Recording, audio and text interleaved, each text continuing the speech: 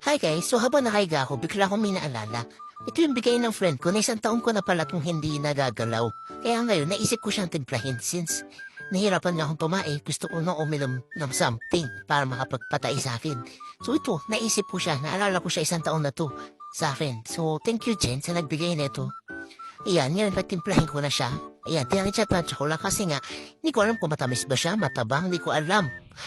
Tapos yan, gumawa na ako. Bahala na akong matamis yun. Gumawa na rin ako ng 2 ice kasi nga, gusto ko sana nga malamig as chocolate ang big. So, ayan na nga, nilagyan ko pa ng 2 ice, ng circle ice or whatever. Tapos, dinagdagan ko na siya tubig. Natinikman ko, sobrang tamis niya. Ayan ang habi sinasabi ko sa tansya-tansya na yan. Tapos, binasa ko pa yung ang sabi, add milk daw, ganyan. So, naglagay naman ako ng milk para mas namin sumarap. Kaso nga, nagbuo-buo rin siya, kaya ayan, naisip ako na mag-init ng 2. May kita nyo dyan mamaya, nagbuo-buo yan. Nagbuo-buo yung katas, kaya tapos kailangan mainit na lang. So yan, sinarin ko pa rin siya. Uminit naman siya kahit papano konti lang. Tapos yun, okay na siya. Lalo, share ko lang, hinugan ako na yung baso. Yun lang, bye!